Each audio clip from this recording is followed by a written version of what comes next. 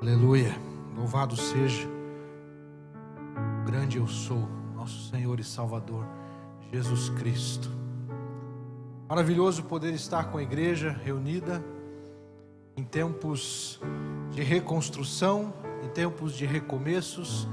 Precisamos mais do que nunca estarmos unidos, procurando fazer a vontade de Deus, incansáveis para um tempo que tem gerado tanto cansaço, trazido tanto cansaço em todos os níveis de relacionamento. Precisamos nos tornar incansáveis no cumprimento da missão. Hoje pela manhã eu apresentei um vídeo que você pode acessar em outro momento. Você pode, inclusive, aqueles que não ouviram a mensagem desta manhã, pode fazê-lo. Basta entrar no canal da igreja e assistir ali a mensagem que fica na plataforma. E naquele vídeo nós apresentamos ali um conceito de um filósofo chamado Byung-Chul Han, que fala sobre a sociedade do cansaço. A sociedade, ele também coloca como a sociedade do desempenho. Então nós precisamos corresponder às expectativas dos outros e acabamos fazendo uma cobrança interna que gera um cansaço que pode inclusive gerar um adoecimento. Precisamos corresponder a padrões e achamos que temos que dar conta de tudo, temos que dar conta de todas as coisas, e não são poucas as coisas que nós precisamos corresponder, baseado nas réguas que a sociedade então estabelece. E eu dizia que isso também pode adentrar para o contexto da igreja e acabarmos também nos cansando no cumprimento da missão, perdendo o foco da missão, e até mesmo esquecendo para quem trabalhamos. E acima de tudo, nós trabalhamos não porque Ele é um chefe, nós somos empregados, mas porque Ele é o nosso Deus, e por amor a Ele e obediência, nós somos servos que se colocam para cumprir com a missão que Ele nos deu. E hoje pela manhã eu fiz 2 destaques, eu quero frisar novamente para você. Precisamos ser incansáveis na missão, alcançando os rejeitados pela sociedade, fazendo ali menção ao texto de Mateus capítulo 8, de 1 a 13, em que Jesus ele fala sobre os leprosos, ele fala também sobre os paralíticos, e ele alcançou estas pessoas que representam até os dias de hoje, aqueles que acabam sendo esquecidos pela sociedade. E nós, enquanto igreja, não podemos nos esquecer. Precisamos também alcançar os enfermos nesta sociedade doentia, da qual inclusive nós vamos avançar um pouco mais ainda na mensagem de agora à noite. Então é preciso que sejamos incansáveis na missão, alcançando os rejeitados e também alcançando os enfermos nesse processo. Eu quero continuar com vocês a partir de Mateus capítulo 8, verso 18. Nós hoje lemos do capítulo 8 de 1 a 17 pela manhã, e agora leremos do capítulo 8, dos versos 18 a 34. Eu estou lendo a nova versão, Nova Almeida Atualizada. Palavra de Deus de Mateus capítulo 8, a partir do verso 18. Diz assim o texto bíblico. Vendo Jesus muita gente ao seu redor, ordenou que passassem para outra margem. Então, aproximando-se dele um escriba, disse a Jesus: Mestre, vou segui-lo para onde quer que o Senhor for. Mas Jesus lhe respondeu: As raposas têm as suas tocas e as aves do céu têm os seus ninhos, mas o Filho do Homem não tem onde reclinar a cabeça. E outro dos discípulos lhe disse: Senhor, deixe-me ir primeiro sepultar o meu pai. Mas Jesus respondeu: Siga-me e deixe que os mortos sepultem os seus mortos. Jesus entrou no barco e os seus discípulos o seguiram. E eis que levantou-se no mar uma grande tempestade, de modo que as ondas cobriam o barco. Jesus, porém, estava dormindo. Mas os discípulos foram acordá-lo, dizendo: Senhor, salve-nos, estamos perecendo. Então Jesus perguntou: Por que vocês são tão medrosos, homens de pequena fé? E levantando-se, repreendeu os ventos e o mar, e tudo ficou bem calmo. E aqueles homens ficaram admirados, dizendo: Quem é este que até os ventos e o mar lhe obedecem? Quando Jesus chegou à outra margem, a terra dos Gadarenos, 2 endemoniados foram ao seu encontro, saindo dentre os túmulos. Eles eram tão furiosos que ninguém podia passar por aquele caminho. E eis que gritaram: o que você quer conosco, Filho de Deus? Você veio aqui nos atormentar antes do tempo? Ora, uma grande manada de porcos estava pastando não longe deles. Então os demônios pediram a Jesus com insistência: se você vai nos expulsar, mande-nos para a manada de porcos. Jesus disse: pois vão. E eles, saindo, entraram nos porcos, e eis que toda a manada se precipitou despenhadeiro abaixo para dentro do mar e morreram nas águas. Os que tratavam dos porcos fugiram e, chegando à cidade, anunciaram todas estas coisas e o que tinha acontecido com os endemoniados. Então a cidade toda saiu para encontrar-se com Jesus, e ao vê-lo, pediram-lhe com insistência que se retirasse da terra deles. Vamos orar? Senhor nosso Deus e Pai, graças te damos pela tua igreja reunida em culto, pelos louvores entoados. A ti oferecemos, ó Deus, de todo o nosso coração. E agora, Pai, também pedimos que o Senhor mesmo possa preparar, ó Deus, o nosso coração, para que seja, ó Deus, solo fértil ao receber, ao acolher a tua palavra lida neste momento. Que o Senhor, ó Deus, nos traga ensinamentos, que o Senhor, ó Deus, nos mostre, nos conduza e nos direcione para compreensões, ó Deus, importantes para uma vida, ó Deus, em plenitude. Porque o Senhor nos oferece, o Senhor nos oportuniza, não sobrevivermos, ó Deus, ou perambularmos, ó Deus, por esta existência. Não sermos, ó Deus, pessoas vagando sem rumo, sem sentido, sem razão, sem propósito. Pior ainda, ó Pai, não sermos aqueles que, como semelhante aos homens endemoniados, ó Deus, estavam ali sujeitos, ó Pai, ao sofrimento, à angústia, às dores, à escravidão, ó Deus, aos rigores de uma sociedade que os excluía justamente por causa do aprisionamento que Satanás, ó Deus, lhes impunha. Tantos são aqueles que hoje também vivem assim, semelhante aos gadarenos. Ó Pai querido, em nome de Jesus, peço ao Senhor que nos instrua para acessarmos esta vida abundante, esta vida plena, que nós temos acesso por meio de Cristo Jesus. E oramos agradecidos neste nome precioso, o nome de Jesus. Amém. Eu quero trabalhar dentro dessa mesma temática, incansáveis na missão. Estamos retomando, meus queridos, um texto bíblico de Mateus. Temos utilizado este evangelho como um fio condutor para compreendermos algumas verdades espirituais nesse tempo de 2021, nesse tempo de recomeços, nesse tempo de reconstruções. E eu quero desafiar você, porque além de alcançar os rejeitados, os enfermos na sociedade, a partir desse texto lido, nós podemos compreender a importância de termos disposição para algumas coisas. A primeira delas, disposição para enfrentar as renúncias vinculadas ao discipulado. Disposição para enfrentar. E aqui o verbo enfrentar é muito importante, porque de fato nós vamos tratar agora de alguns enfrentamentos. Disposição para enfrentar renúncias vinculadas ao discipulado.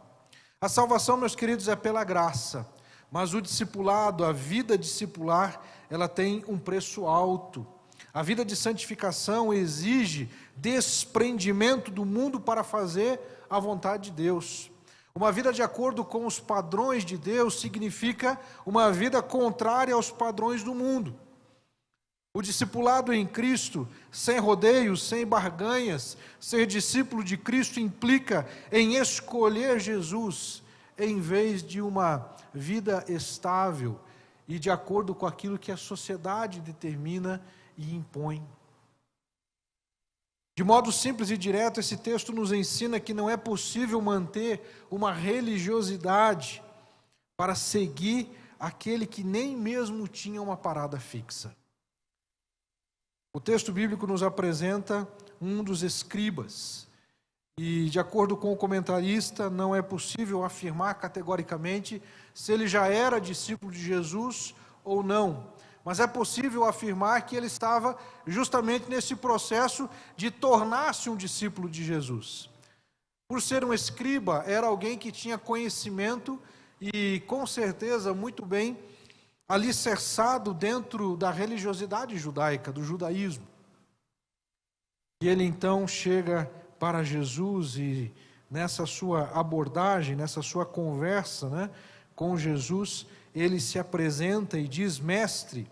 E aqui a palavra mestre é rabi, e é provavelmente por isto que ele ainda não era um dos discípulos, mas ele o chama de rabi como era um dos conceitos judaicos. Mas ele diz assim: vou segui-lo para onde quer que o Senhor for. Jesus, conhecendo o coração, como em outras passagens bíblicas, o confronta com uma verdade que continua sendo importante compreendermos ainda hoje. As raposas têm as suas tocas, as aves do céu têm os seus ninhos, mas o Filho do Homem não tem onde reclinar a cabeça. Jesus estava dizendo para aquele homem que dizia: eu quero segui-lo por onde quer que você for, por onde o Senhor for. Tem certeza disso? Considere, pondere, pense, porque o Filho do Homem não tem onde reclinar a cabeça. Jesus, ele não tinha parada fixa. A partir do momento que ele inicia o seu ministério, ele sabia que seria até a morte de cruz. Então a caminhada com Jesus não seria fácil. Aquela trajetória do relacionamento de Jesus com seus discípulos era um período em que ele estaria tratando, forjando, ensinando aqueles novos discípulos para darem continuidade à missão e irem muito além da pregação do Evangelho. Outro daqueles discípulos, e o texto verso 21 vai dizer que outro dos discípulos, também o texto não identifica qual foi, disse: Senhor, deixe-me ir primeiro sepultar o meu pai. Mas Jesus respondeu: siga-me e deixe que os mortos sepultem os seus mortos. Antes de fazermos um julgamento a respeito de Jesus, ou que talvez para alguns possa parecer uma fala um tanto quanto dura, afinal de contas, porque Jesus está dizendo que ele não deveria ir acompanhar o sepultamento do seu pai, mas na verdade Jesus está trazendo aqui um ensinamento primordial, em que ele deixa claro que os mortos sepultem os seus próprios mortos. E naquele momento Jesus está ensinando algo que serve para nós hoje também. Durante a nossa caminhada no relacionamento com Jesus, nós temos que fazer escolhas. E entender, queridos, que o texto de Mateus 6,33, que é tão conhecido por nós, em que o próprio Senhor Jesus também vai dizer: buscai em primeiro o reino de Deus, e todas estas coisas vos serão acrescentadas. Quando Jesus fala buscar em primeiro o reino de Deus e a sua justiça, ele está falando em colocar o reino de Deus em primeiro lugar. É a prioridade. E não existem prioridades. Nós acabamos sendo levados a considerar e racionalizar que nós precisamos fazer algumas coisas importantes na vida e temos algumas prioridades. Dentre essas prioridades, Deus, o casamento, os filhos, a igreja, o trabalho, ou, dependendo do que cada um prefira, você pode alternar estas prioridades.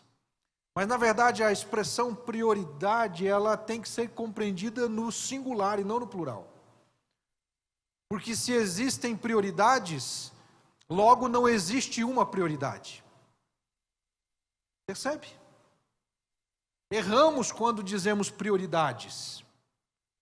Na verdade, existe apenas uma prioridade. Prioridade é aquilo que vem em primeiro lugar e que não divide atenção e energia e esforços com nada mais. É prioritário, é primeiro. Jesus está dizendo àquele discípulo: deixe que os mortos sepultem os próprios mortos, porque ele estava se referindo aquela pessoa que ainda não crê, aquela pessoa que não foi vivificada pelo Espírito Santo, aquela pessoa que ainda não teve a experiência da nova vida em Cristo, ela está morta espiritualmente. Então deixe que os mortos sepultem os próprios mortos. E você que já é um discípulo, que conhece o Evangelho, que já é uma nova criatura, a tua prioridade deve ser o reino de Deus, antes inclusive da sua família. E isto é algo que nós temos dificuldade muitas vezes de entender e compreender. A prioridade nossa é amar a Deus sobre todas as coisas. Os ensinamentos, eles estão conectados. Nós não podemos racionalizar ou torná-los menores do que são. Disposição para enfrentar as renúncias vinculadas ao discipulado. Queridos, nós temos um grande movimento de crescimento evangélico no Brasil e no mundo. Muitas pessoas, inclusive até mesmo por causa da pandemia, têm também se movimentado em direção às igrejas, ou à fé, ou à religião. Mas é importante nós entendermos que Jesus, ele não veio fundar uma nova religião. Jesus, em momento algum, ele veio para criar uma nova religião. Ele veio para restabelecer o relacionamento perdido com a criação. Permitir que homens e mulheres deixem de ser criaturas para se tornar filhos e filhas de Deus, por meio do sacrifício de Jesus na cruz do Calvário. Discipulado, meus irmãos, envolve eu andar de acordo com os passos do mestre. O discípulo, ele pisa nas mesmas pisaduras do seu mestre. Ele não pergunta se ele deve ou não, ele simplesmente obedece aquilo que o mestre orienta. Nós precisamos entender, queridos, que a sociedade evangélica, ela está acostumada a um discurso de afrouxamento nas exigências do discipulado.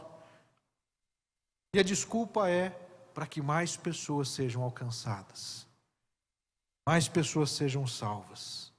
É verdade que Jesus ama o pecador, mas ele não compactua com as práticas pecaminosas. Jesus disse à mulher adúltera: vai, e o quê? Não peques mais.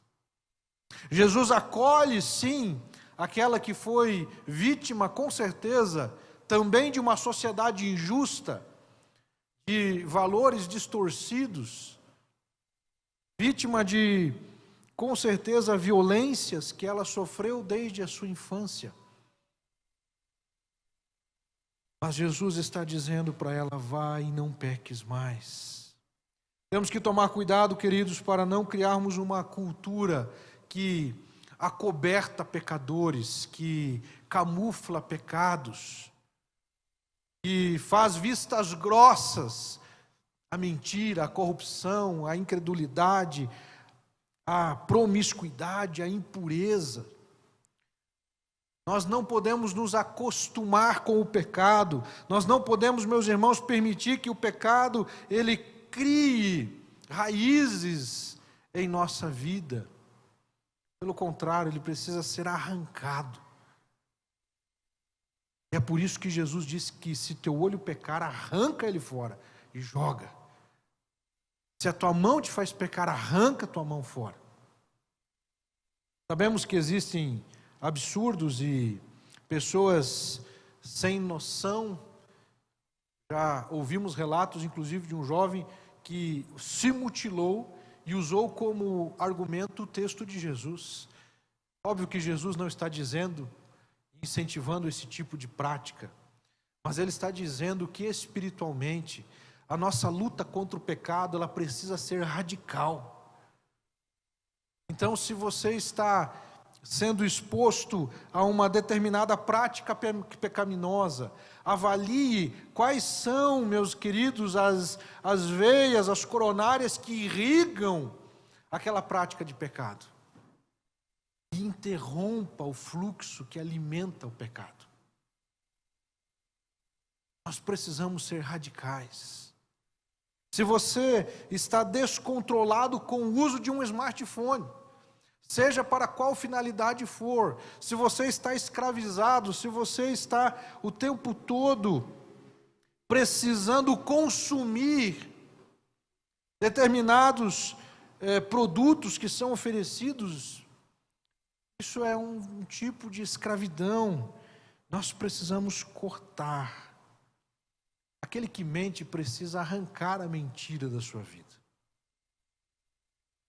E quando surgir a oportunidade, ou diante de uma dificuldade, em vez de caminhar por alternativa da mentira para, digamos assim, amenizar a situação, você precisa se posicionar pela verdade, mesmo que num primeiro momento aquela verdade ela traga um certo desconforto, mas é apenas um desconforto inicial. A verdade, ela traz um conforto permanente. E quando você trata de uma situação em que a mentira foi exposta, foi utilizada e a verdade prevalece, ela anula aquele processo de dor, de sofrimento, e um start começa, algo novo começa naquele relacionamento. Queridos, eu fecho esse primeiro ponto, destacando a importância de sermos incansáveis na missão, tendo disposição para enfrentar as renúncias vinculadas ao discipulado. Eu uso o verbo enfrentar, porque de fato é um enfrentamento. Nós precisamos enfrentar o fato de que orarmos regularmente, com disciplina, é um enfrentamento. Não é fácil, queridos.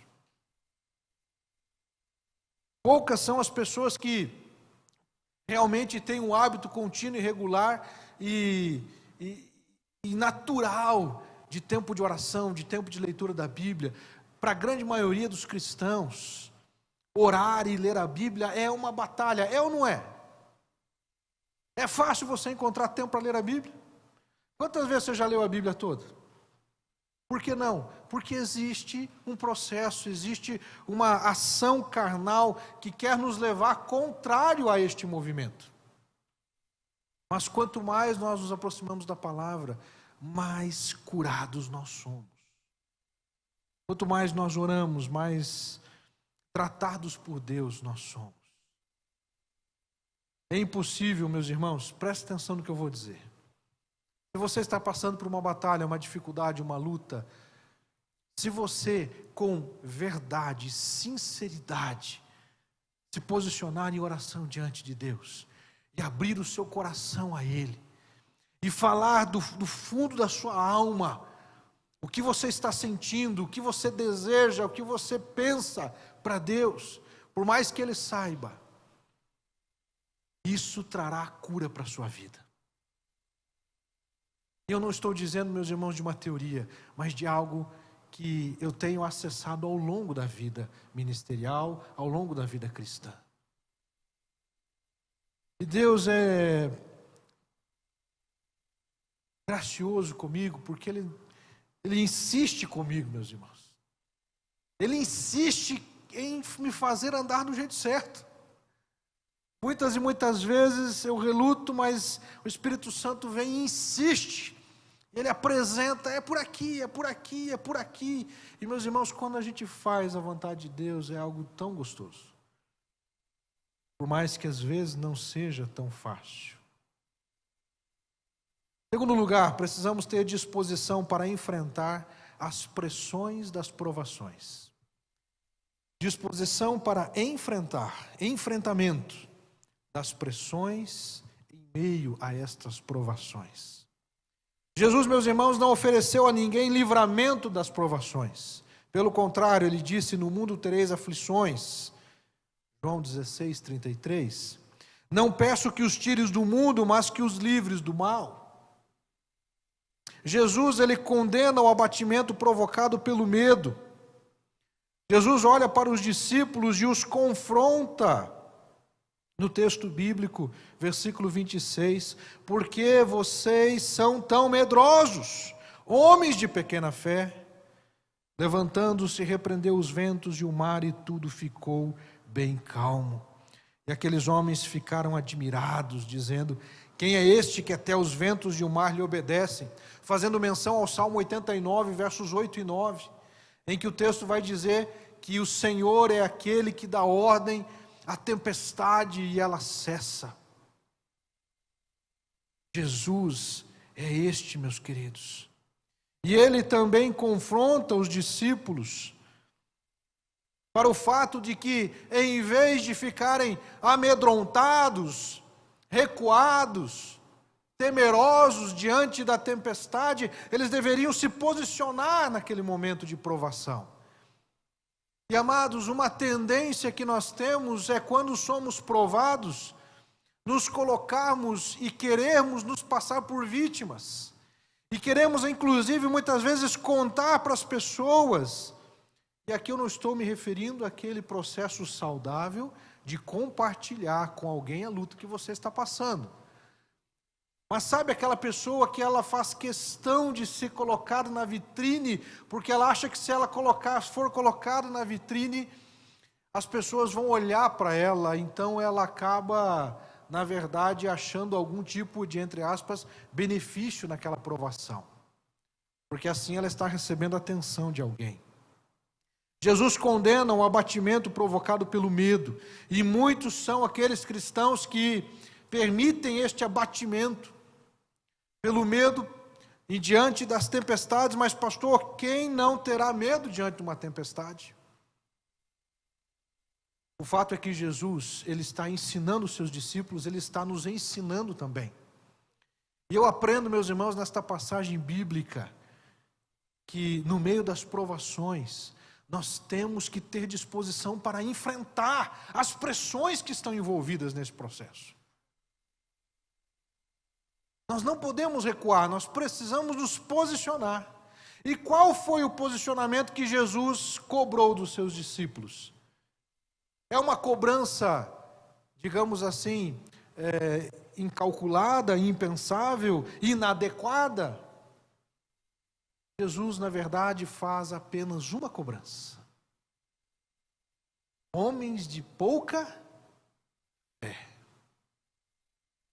Quando Pedro começa a andar sobre as águas, e ele começa a andar sobre as águas, mas diz o texto bíblico que ele, sentindo o vento, meus irmãos, olha só, esse negócio de sentir é complicado. Eu não estou me sentindo bem, e daí?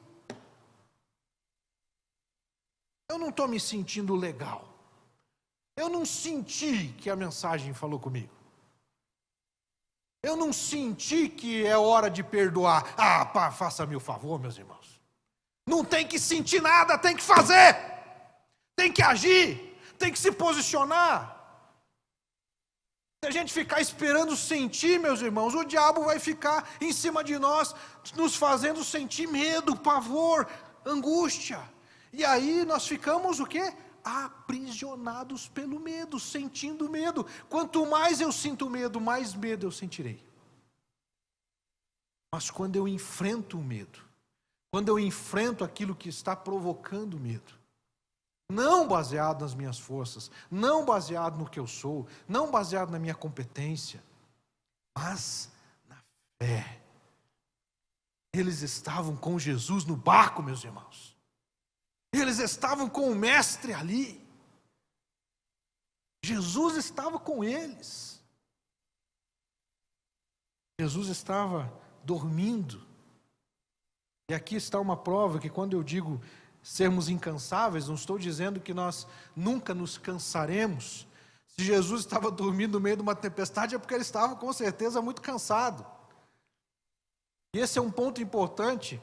Eu não quero dar a ideia de que sejamos super homens e mulheres maravilhas, né?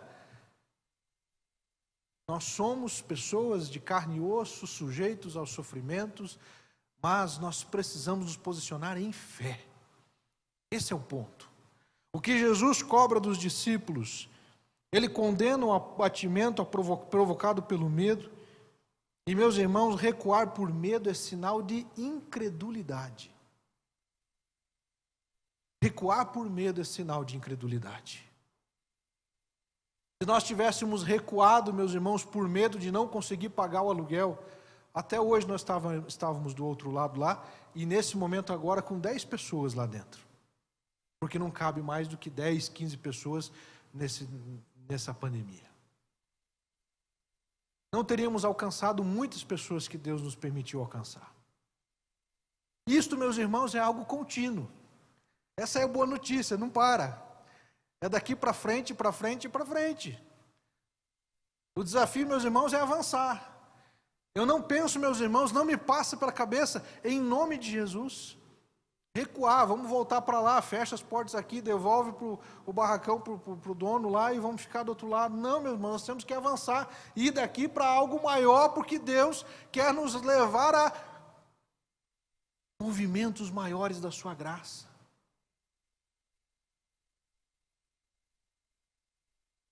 Vou dizer como Josué, meus irmãos, eu não sei quanto a vocês, mas eu e a minha casa serviremos ao Senhor. Nós vamos avançar.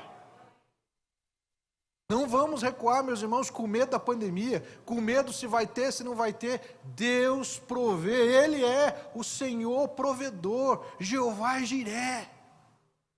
Deus que provê todas as coisas. Seja para você a nível pessoal, familiar, e também enquanto igreja, queridos. Claro, não devemos ser descuidados, imprudentes, mas precisamos ser corajosos pela fé. Jesus lhes confronta e os convoca para a fé. Fé que suporta provações, alcança vitórias e vence o medo. Avança em vez de recuar. Terceiro lugar, meus irmãos, sejamos incansáveis na missão, tendo disposição para enfrentar um mundo cruel, uma sociedade perversa. Esta é a realidade que o Evangelho retrata naquele tempo e que se aplica e que se insere para a nossa realidade também. Fiquei impressionado, meus irmãos, olhando para esse texto de um modo diferenciado, de uma perspectiva que ainda não havia feito, e esta é uma das riquezas que nós temos na palavra de Deus, sermos ministrados pelo Senhor em textos que nós já lemos e relemos e estudamos, e hoje Deus me deu esta percepção para crescimento na minha vida e também para a igreja. O mundo é cruel, queridos. O mundo, ele está dentro de uma lógica perversa. Existe uma violenta atuação de Satanás e seus demônios no mundo. Quero retomar o texto bíblico lá em Mateus capítulo 8, versículo 28. Quando Jesus chegou à outra margem, a terra dos Gadarenos, 2 endemoniados foram ao seu encontro, saindo dentre os túmulos. Eles eram tão furiosos que ninguém podia passar por aquele caminho. E, consequentemente, queridos, então, eles eram homens excluídos da sociedade também. Homens que apresentavam perigo à sociedade. Homens que, com certeza, provocaram muitas tristezas nas suas famílias. Entristeceram pai, mãe, possivelmente filhos, esposas. E é isso que acontece quando alguém está sujeito à influência de Satanás. Satanás e seus demônios, meus irmãos, eles aprisionam, maltratam, deprimem, acorrentam, destroem as suas presas. Querem levá-los à pior da realidade espiritual, emocional e física. Isto está impregnado no mundo. Mas, amados, ao mesmo tempo que existe um mundo cruel por causa da crueldade maligna que Satanás impõe à sociedade, ao mundo, conforme o texto das cartas de João vai dizer, o mundo jaz no maligno. Nós também temos, além da crueldade impetrada por Satanás e seus demônios, nós temos uma crueldade subliminar, tão cruel, tanto quanto a de Satanás, só que muitas vezes que passa desapercebida. Porque, meus irmãos, Satanás faz o mal porque o mal lhe é natural. ele é mau. Ele mente porque ele é o pai da mentira.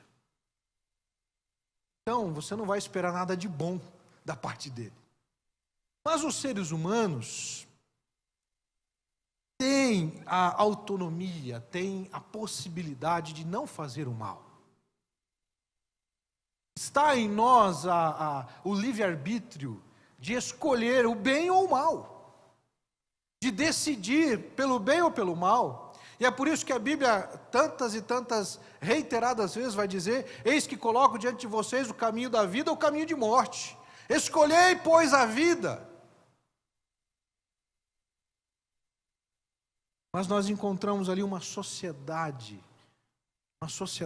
doentia. Uma sociedade, meus irmãos, que estava mais preocupada nos seus interesses pessoais do que no interesse do outro. Existe um mundo cruel porque permitimos a instalação de uma mentalidade cruel, uma lógica cruel. Existe, meus irmãos, uma sociedade que prefere porcos e demônios em vez de pessoas livres. Amados, é impressionante e é estarrecedor sermos confrontados por esse texto, porque ele está nos dizendo exatamente isto. A sociedade daquela cidade ali da região dos Gadarenos preferiam os porcos e os demônios do que Jesus Cristo. E o que nós estamos vivendo hoje, neste tempo, na sociedade em que estamos, nesta sociedade do desempenho, nesta sociedade hipertecnológica, com tantos recursos, a mesma lógica perversa prevalece. Porque quando, meus irmãos, aqueles homens contaram para a cidade o que aconteceu com os endemoniados, eles foram libertos. Mas o fato dos porcos terem se precipitado, se lançado ao mar, trouxe uma quebra na economia. Foi um grande prejuízo material para aqueles donos daquele investimento e, consequentemente, para as pessoas que estavam vinculadas àquela economia que os porcos, então, forneciam. O fato é que a libertação daqueles homens abalou a economia da cidade. A sociedade doente prefere matar pessoas para garantir estabilidade econômica. Jesus preferiu homens salvos e livres pelo custo de porcos mortos. Na balança entre salvar pessoas e animais, Jesus não hesitou na escolha. Vivemos numa sociedade em que as pessoas acabam preferindo o dinheiro do que relacionamentos, do que vidas. Preferem animais do que pessoas. A mesma coisa aconteceu naquele tempo. A mesma coisa acontece hoje. É uma lógica cruel. O fato é, meus queridos, finalizando, que a lógica do mundo, a mentalidade deste mundo, ela prefere os demônios do que Jesus. Ela prefere os porcos.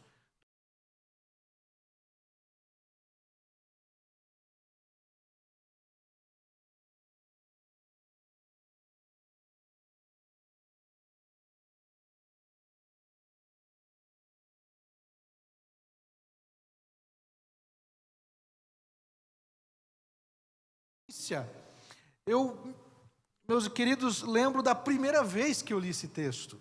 Lógico que eu não vou lembrar a data, mas eu lembro da experiência, da primeira vez que eu li esse texto.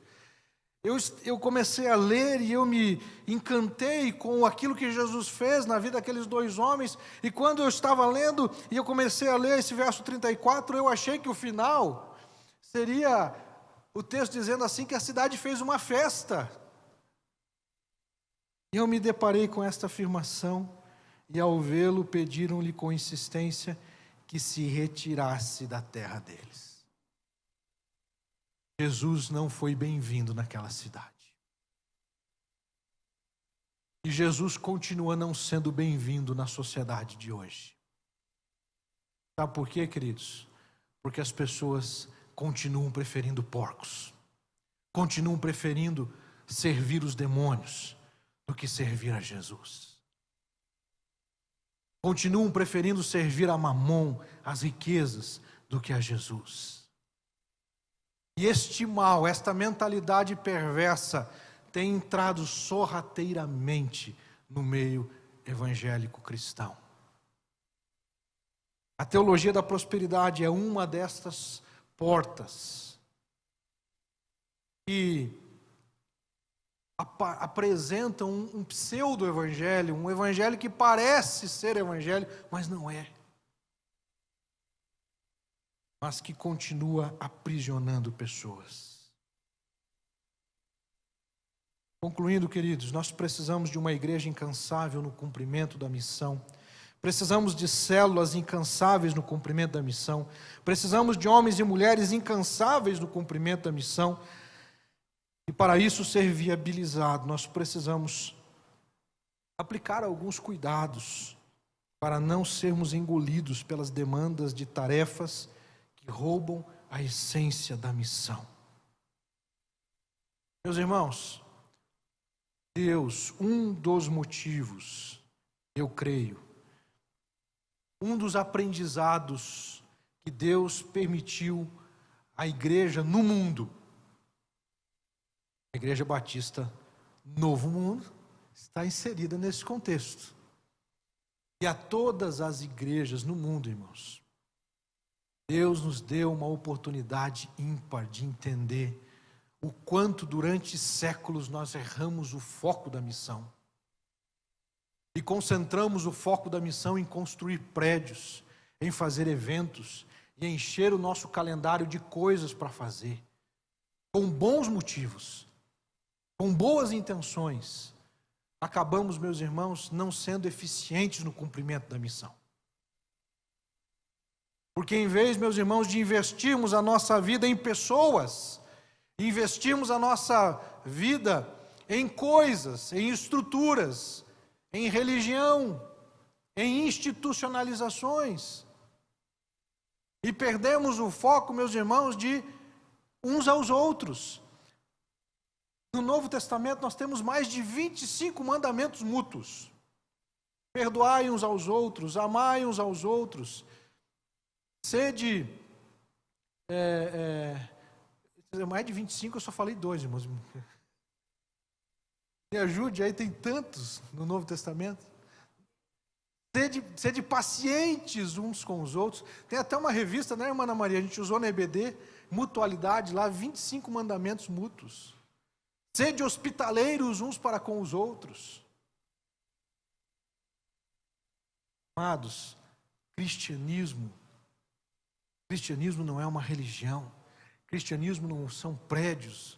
Cristianismo, meus irmãos, o cristianismo acabou se tornando uma religião. Mas a essência da fé cristã é amar pessoas, é caminhar com pessoas, é viver para ver endemoniados sendo libertos, paralíticos sendo curados, casamentos sendo restaurados. Isto é a essência do Evangelho, irmãos. Nós vemos aquilo que Jesus Cristo fez, tirando as pessoas das trevas para a luz, e Pedro vai dizer justamente isso para nós lá na primeira carta, capítulo 2, verso 9, vós sois o reino de sacerdotes, nação santa, povo adquirido, para que anuncieis as grandezas daquele que vos chamou das trevas para a sua maravilhosa luz. Irmãos, Deus nos chamou para amar, para discipular, para evangelizar pessoas. Me mostre um texto do Novo Testamento em que Jesus mandou construir prédio. Um texto. Uma palavra, uma metade de um versículo. Me mostre, meus irmãos, um mandamento que Jesus mandou a gente fazer coral, fazer teatro, fazer bazar. Me mostre um versículo que Jesus mandou fazer bazar, meus irmãos. Pastor, mas tanta gente é abençoada. Sim, mas meus queridos, eu quero dizer, e eu quero denunciar, e eu preciso denunciar.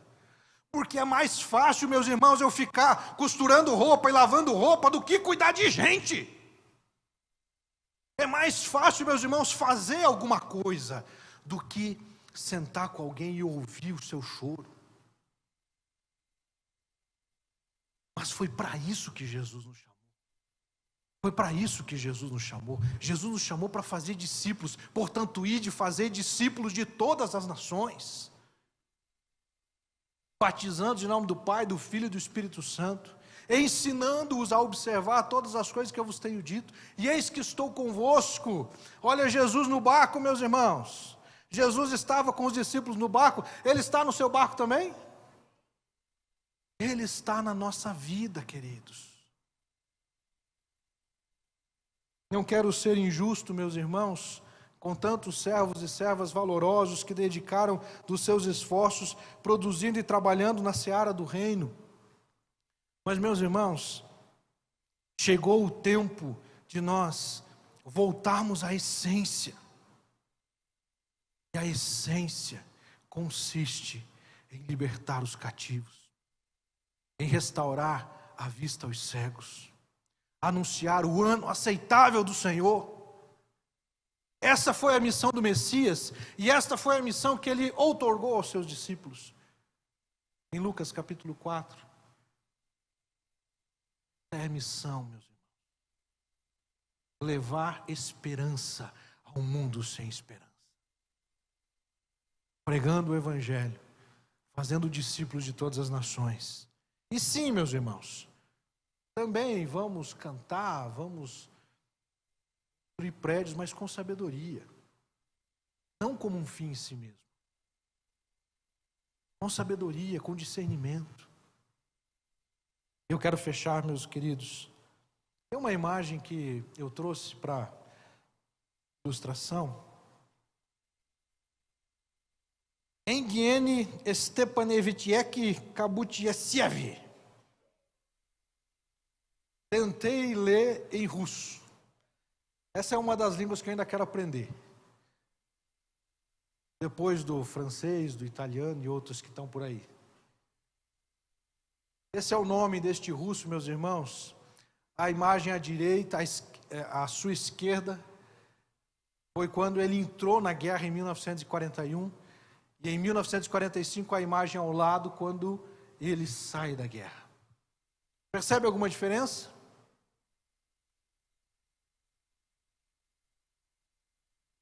Por que, meus irmãos, esses traços diferentes? O sofrimento, ele deixa marcas. As provações deixam marcas. Mas, meus queridos, eu posso dizer com certeza que esse homem, assim como tantos outros soldados, ele ainda, de certo modo, foi poupado, porque a maior parte não saiu bonitinho daquele jeito lá. Teve a oportunidade de sair fortalecido. Eu tenho procurado refletir e pensar, o pessoal do louvor pode ir se aproximando. Como, meus irmãos, é fácil a gente se perder em alguns propósitos. E, recentemente, esse ano, eu estou completando 10 anos pastoreando a Igreja Batista Novo Mundo. E tem sido um ano, meus irmãos, de muita reflexão. Muita reflexão. Senhor, eu estou cumprindo com o teu propósito? É muito fácil, meus irmãos, nós nos perdermos. Eu quero chamar a sua atenção para o fato de que nós não podemos fugir da essência da nossa missão. Essas reflexões têm me acompanhado e a mensagem de hoje, meus irmãos, ela nasce como fruto de séries de reflexões de meses. Mas nessa madrugada, eu fui acordado com um sonho. E nesse sonho, meus irmãos, eu estava num lugar muito pobre, um lugar assim, um perfil de favela. E eu entrei por uma viela ali, com esgoto ao céu aberto, aquelas barracos, e eu fui descendo por aquela viela, e eu sabia que no final daquela viela tinha um tigre, parecia um tigre,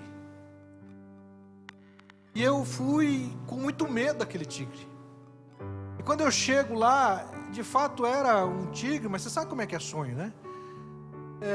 Só que ele não tinha aparência de um tigre, apenas o formato assim lembrava, seco, magro, quase morto, mas ainda assim eu estava com medo daquele tigre, tanto que eu desvio e eu entro por uma outra viela e vou caminhando, e depois de andar algumas quadras, no sonho, naquele momento ali, eu sou confrontado por Deus. Ele vai dizer assim: volta lá porque você não viu direito. E aí eu voltei lá e eu encontrei um homem idoso, morrendo de fome. O meu medo pelas circunstâncias e pelaquela situação não me permitiu ver o que de fato existia. Um homem carente precisando de ajuda. E aí quando eu me deparo, eu lembro que eu conhecia aquele homem idoso, e eu conhecia o neto dele que estava também morrendo de fome no casebre dele. E eu vou com aquele homem até o casebre.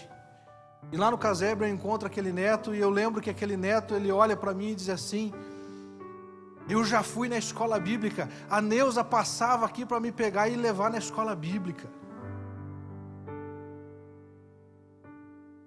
Naquele momento, meus irmãos, o Espírito de Deus falou comigo claramente. Nós precisamos olhar para a essência da missão. As pessoas, meus irmãos, elas estão, muitos, talvez não em favelas, estão em condomínios, estão em casas de luxo, mas são pessoas que estão morrendo na miséria espiritual. Tanto espiritual quanto também material. E meus irmãos, não precisa ser muito inteligente para perceber que os anos que virão não serão anos fáceis. E nós precisamos entender, e eu e você precisamos nos posicionar de modo incansável no cumprimento da missão. Incansável, meus irmãos. Nada de desistir, nada de deixar a célula, nada de deixar de pregar o evangelho. Nós vamos avançar, meus irmãos, em nome de Jesus. A colheita será grande, queridos. A colheita será grande porque há muitos desesperados. E a palavra desesperados é alguém sem esperança. Mas nós somos os portadores da esperança. Nós somos os portadores de uma mensagem que traz esperança, que traz vida eterna, que traz libertação aos endemoniados. E o Senhor, meus queridos, quer usar você.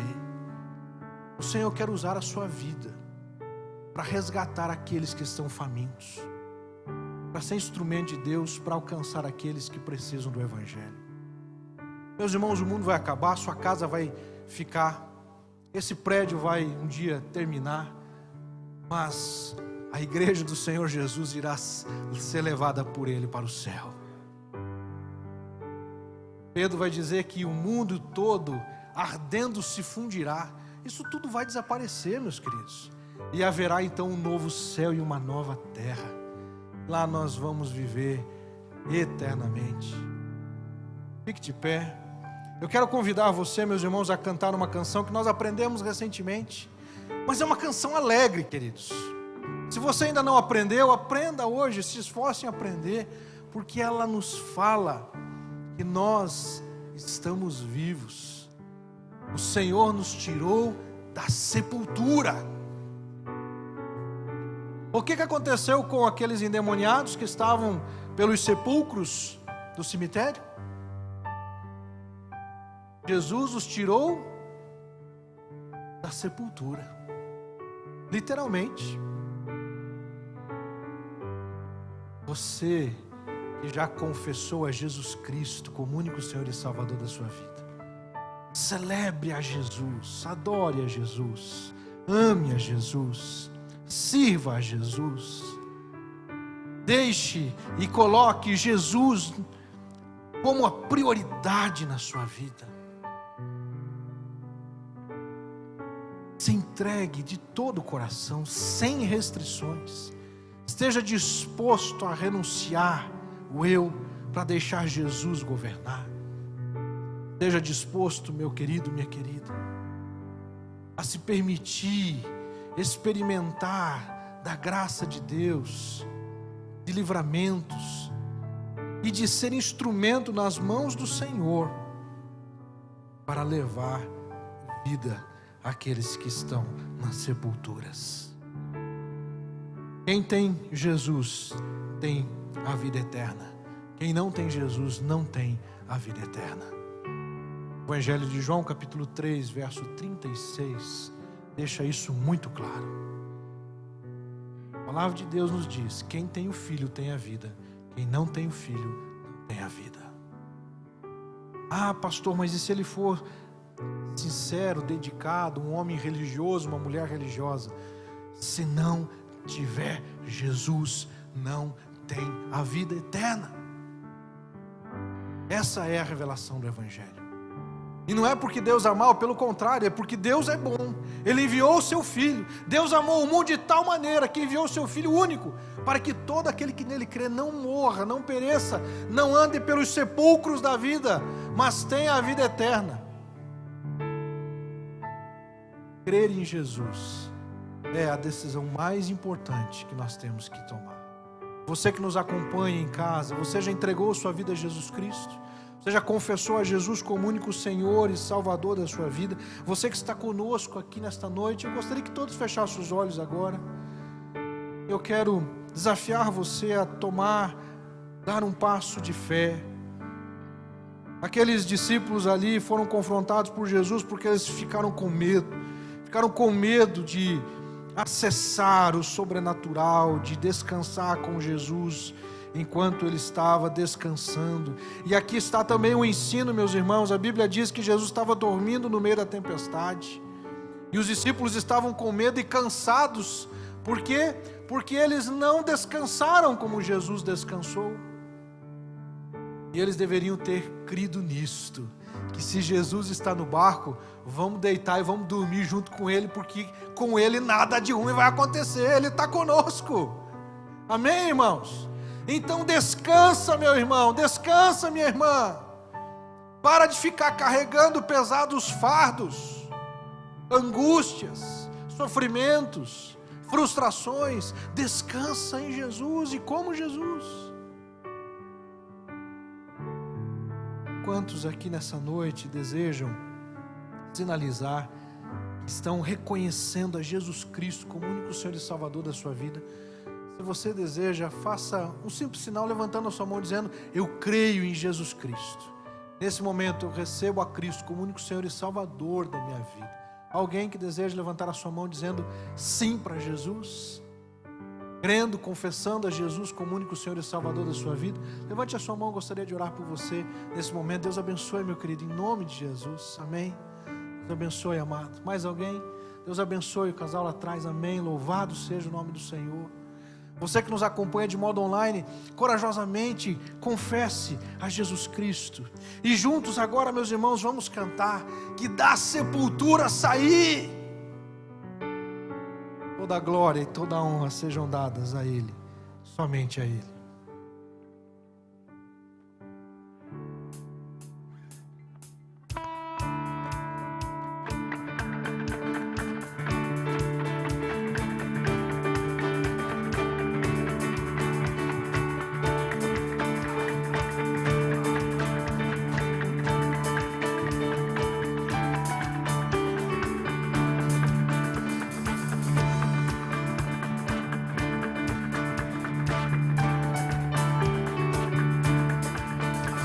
Vergonha me escondeu. Eu buscava um Salvador, mas teu perdão me libertou. Longe estava em meu coração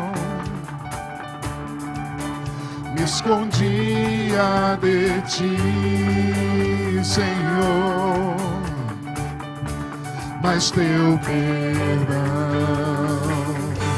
me libertou.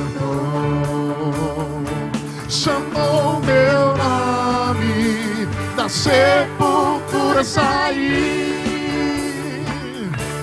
Glorioso dia, as trevas eu deixei. Chamou meu nome, da sepultura saí. Glorioso dia, as trevas eu deixei.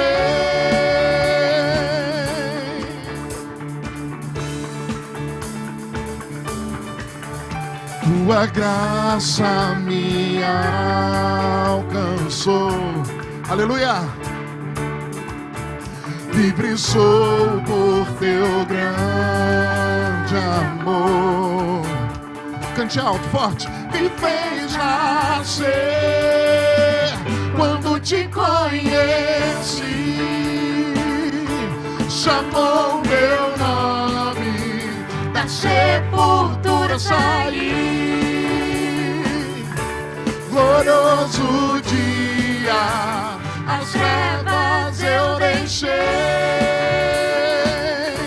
Chamou meu nome, da sepultura saí. Glorioso dia, as trevas eu deixei. As palmas. Cante assim. Do meu pecado me resgataste, a tua glória quebra as cadeias. Sozinho estava e sem abrigo, agora sou cidadão do... Cante mais uma vez, cante. Melhor estava, mas me curaste. Jesus, por teu amor respiro. Tem um futuro, agora eu vejo, porque chamou por mim. Cante. Da sepultura saí. Glorioso dia, as trevas eu deixei. Chamou meu nome, da sepultura saí. Glorioso dia, as trevas eu deixei.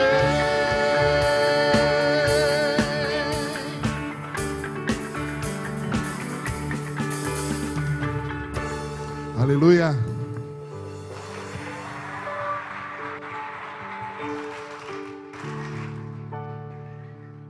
Fomos chamados, irmãos, da sepultura saímos. O Senhor Jesus nos trouxe a vida, e a vida plena, a vida eterna, que começa hoje, mas se estabelecerá plenamente lá no céu, onde não haverá mais choro, não haverá mais pranto, não haverá mais dor, porque tudo isso é passado. E aí viveremos a nova Jerusalém, a cidade celestial, pelos séculos dos séculos. Amém. Você pode se assentar. Louvado seja o nome do Senhor.